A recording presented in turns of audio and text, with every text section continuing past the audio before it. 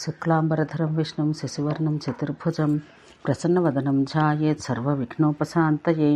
ఈశాన్యంలో ఉమ్మయబడిన వారు చెట్లపై నివసించి నిరయులు. వీరిని ముడితే ఉన్నపలంగా స్నానం చెయ్యాలి. వీరు దారుణులు, శస్త్రముల చేత ధరింతరు. ధర్మవర్జితమైన కలియుగంలో ధనమందు ఆశతో వారిని స్పర్శిస్తారు.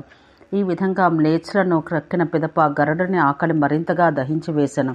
కశ్యపుని వద్దకు వెళ్ళి, తండ్రి, ఆకలి నన్ను మరింత దహిస్తున్నది అని పలికెను. ఆ మాటలు విని కశ్యపుడు గరుడునితో ఇలా పలికెను. సముద్రంలో ఒక ప్రదేశంలో ఒక పెద్ద ఏనుగు, ఒక తాబేలు ఒకదాన్ని ఒకటి చంపవలనన్న కోరికతో ఉన్నాయి. అవి గొప్ప బలం గలవి. వాటిని తిని నీ ఆకలి తీర్చుకో. తండ్రి మాటలు విన్న గరుడు గొప్ప వేగంతో అక్కడికి వెళ్ళి తన గోళ్లతో వాటి శరీరాలను చీల్చి కాలితో వాటిని పట్టుకుని గొప్ప వేగంతో ఎగిరిపోయాను. మందర పర్వతంలో తన భారం తట్టుకోగల ఆశ్రయం దొరకలేదు.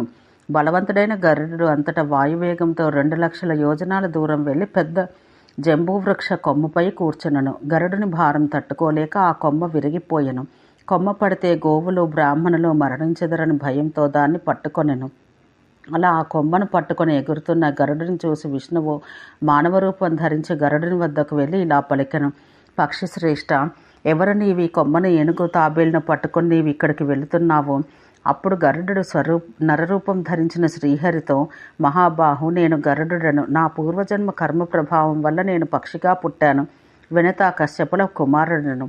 నేను పట్టుకున్న ఈ 2 జీవులను చూడండి. వీటిని తినడానికి భూమి కాని, చెట్టు కాని, పర్వతం కాని నా భారం తట్టుకోలేకున్నవి. ఎన్నో యోజనాల పొడవున్న ఈ జంబూక వృక్ష శాఖపై తినడానికి కూర్చునగా ఆ కొమ్మ విరిగిపోయినది. ఆ కొమ్మను పట్టుకుని నేనంతటా తిరుగుతున్నాను. అనేక కోట్ల గోవులు బ్రాహ్మణులు మరణింతురన్న భయం నాలో కలిగింది. నేనేమి చేయాలి, ఎలా చెయ్యాలి? నా వేగం తట్టుకోగల వారెవరు అని పలకగా శ్రీహరి, నా చేతులపై కూర్చొని నీవు ఏనుగును తాబేలును తిను అని పలికెను. గరుడు పలికెను, సముద్రాలు పర్వతరాజాలు నాకు ఆధారం కాలేదు. మరి నాలాంటి బలమైన ప్రాణిని మీరు ఎలా తట్టుకుంటారు? నారాయణుడు తప్ప అన్యులెవరూ నాకు ఆశ్రయం ఇవ్వలేరు. నారాయణుడే నా వేగం తట్టుకోగలడు. శ్రీహరి పలికెను, బుద్ధిమంతుడైన వాడు మొదట తన కార్యం నెరవేర్చుకొనును. ప్రస్తుతానికి నీ పని ముగించుకో, ఆ తర్వాత నా గురించి నీకు తెలుస్తుంది.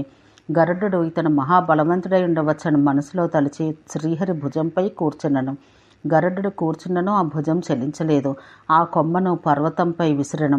ఆ కొమ్మ పర్వతంపై పడినంతనే భూమి కంపించింది, సముద్రాలు కంపించాయి. గరుడు ఏనుగును తాబేలును తినను, అయినను అతని ఆకలి తీరలేదు. అది చూసి గోవిందుడు, నా భుజమాంసం తిని ఆనందించు అని పలికెను. శ్రీహరి అలా పలకగా గరుడు శ్రీహరి చేతి నుంచి బోలెడు మాంసం తినను. అయినా శ్రీహరి భుజంలో ఒక్క గాయం కాలేదు.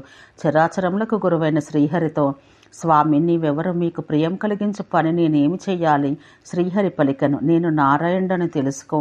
నీ కోరిక తీర్చుటకు నేను ఇక్కడికి వచ్చాను. అప్పుడు శ్రీహరి గరుడునికి నమ్మకం కలుగుటకు తన నిజరూపం చూపించెను. పీతాంబరధారుడు, నల్లని మేఘఛాయ కలవాడు, 4 భుజములు కలవాడు, శంఖ చక్ర గదా పద్మధరుడు, దేవదేవుడు అయిన నారాయణుని దర్శించి నమస్కరించి, స్వామి, నేను మీకు చేయగల సేవ ఏమిటి అని అడిగాను. మహాతేజోవంతుడు దేవదేవుడు అయిన నారాయణుడు, నీవు నాకు వాహనం కమ్ము అని పలికెను. పక్షిరాజు నమస్కరించి, ఓ దేవదేవా, నేను ధన్యుడను. నీ దర్శనంతో నా జన్మ సఫలమైంది. నా తల్లిదండ్రులతో చెప్పి వారి ఆజ్ఞ తీసుకుని నీ వద్దకు వచ్చెదను. విష్ణువు సంతోషించి, గరుడా, నీవు జరామరణములు లేనివాడవు కమ్ము. నీకు ఏ జీవి వల్లనూ మరణం సంభవించదు. నీ కార్యాలు, నీ బలం నాతో సమానంగా ఉండను. నీవంతటా సంచరించగలుగుదవు. నీవు మనసులో కోరినవన్నీ పొందుదవు. నీవు కోరిన, నీకు నచ్చిన ఆహారం నీకు లభిస్తుంది. నీ తల్లిని కష్టం నుండి విముక్తురాలిని చేసేదవు అని పలికి అంతర్ధానమయ్యను. గరుడు తండ్రి వద్దకు వెళ్ళి జరిగిందంతా చెప్పెను. కశ్యపుడు ఎంతో సంతోషించి, పక్షిశ్రేష్ఠ, నీ వంటి పుత్రుని పొందిన నేను ధన్యుడను. నీ తల్లి ధన్యురాలు. ఈ కులము, ఈ క్షేత్రము అందరూ ధన్యం. ఎవరింటిలో విష్ణుభక్తుడైన పుత్రుడు పుట్టును, అతడు 1,000,000 కులములను ఉద్ధరించి విష్ణువును పొందును.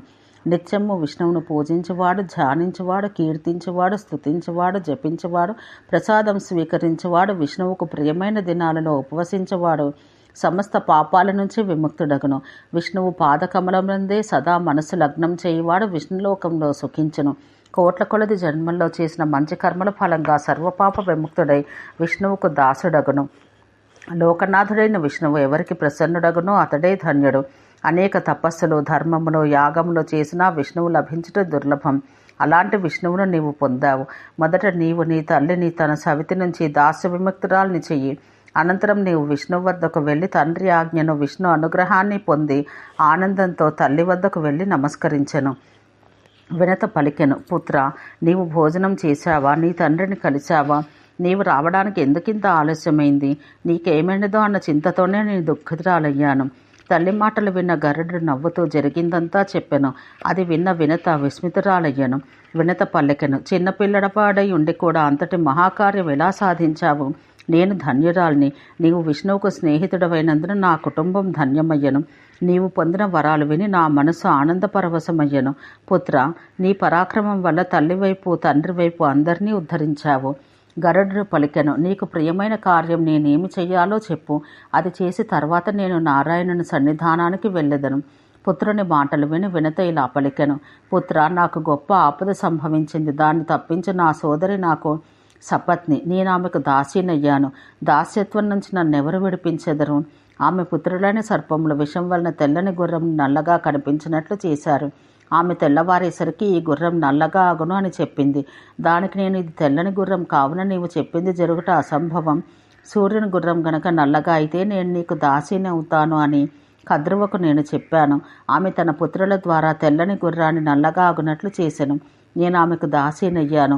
ఆమె కోరిన ద్రవ్యంను ఇచ్చి ఇప్పుడు నేను ఆమెకు ఇచ్చి దాస్యత్వం నుంచి విముక్తి ఎప్పుడు పొందెదను?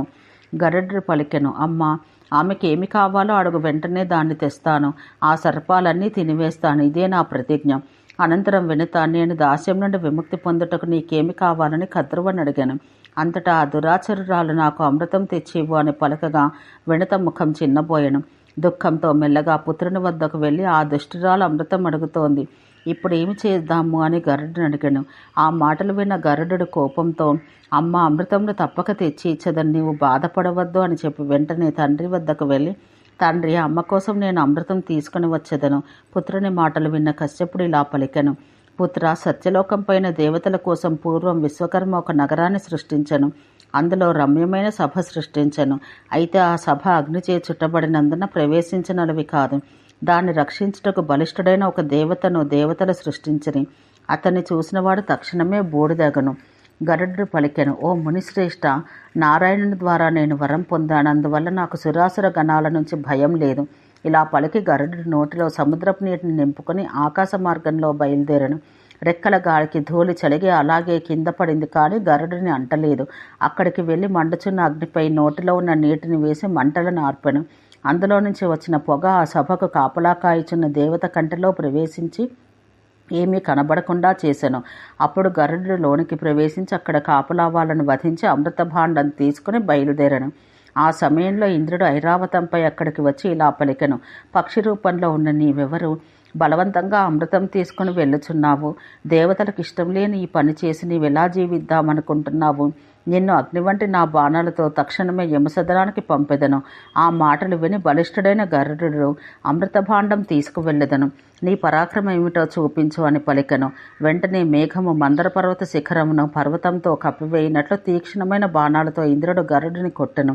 వజ్రాయుధం వాటి గోళ్లతో గరుడు ఇంద్రుని ఐరావతాన్ని మాతలని గుచ్చి ఇంద్రునితో పాటు వచ్చిన దేవతలను హింసించి రథమును చక్రములను విరిచెను. మహాబాహువైన మాతలి ఐరావతం దేవతలు గరుడుని రెక్కల గాలికి వెనుతిరగవలసి వచ్చింది. జయించవలనన్న కోరికతో కోపంతో ఇంద్రుడు వజ్రాయుధంతో గరుడుని కొట్టెను. కానీ అది గరుడునిపై ప్రభావం చూపలేదు. తన వజ్రాయుధం గరుడునిపై ప్రభావం చూపకపోవడంతో ఇంద్రుడు భయంతో యుద్ధం నుంచి వెనుదిరిగెను. గరుడు వేగంగా బయలుదేరను. అప్పుడు ఇంద్రుడు తిరిగి దేవగణాలతో వచ్చి ఇలా పలికెను, గరుడ, నీవు అమృతం నాగుల తల్లి కద్రువకిస్తే ఆ అమృతం నాగులను అమరులుగా చేయను. నీ ప్రతిజ్ఞ నిష్ఫలం అవుతుంది. అందువల్ల నీ సమ్మతితోనే నీ అమృత భాండం తీసుకువెళ్ళెదను. గరుడు పలికెను, ఇంద్ర, నా తల్లి దాస్య విముక్తురాలు కాగానే ఈ భాండం నీకిచ్చెదను. తర్వాత గరుడు తల్లి వద్దకు వెళ్ళి, అమ్మ, అమృతం తెచ్చాను, తీసుకెళ్లి కద్రువకు ఇవ్వు. పుత్రుని మాటలు విని వినత హృదయం ఆనందంతో ఉప్పొంగెను. సంతోషంతో కద్రువకు ఇచ్చి తన దాస్యత్వం నుంచి ముక్తిని పొందెను. అది చూసి తృణము, కాష్టము, భూతములు, దేవతలు, ఋషులు, నాగులు ఆశ్చర్యపడిరి. తల్లి బంధ విముక్తురాలైన పిదప గరుడు స్వతంత్రుడయ్యాను. ఇంతలో ఇంద్రుడు కద్రువకు కనిపించకుండా అమృత భాండం తీసుకుని విషభాండం అక్కడ ఉంచెను. ఈ విషయం తెలియని కద్రువ పిల్లలందరినీ పిలిచి గొప్ప ఆనందం నిండిన మనసుతో అమృతమని భావించిన విషాన్ని ఒక్కొక్కరి నోట్లో వేస్తూ ఇలా పలికెను. ఈ దివ్య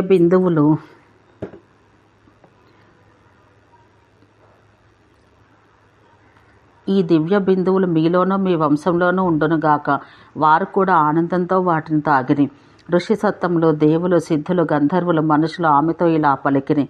తల్లి, మా అనుగ్రహం వల్ల మీ వంశంలో ఈ బిందువులు సదా ఉండునుగాక అని పలికిరి. నాగులు కూడా అలాగే పలికిరి. ఇంతలో గరుడు బలవంతంగా పాములన్నింటినీ తినుచుండెను.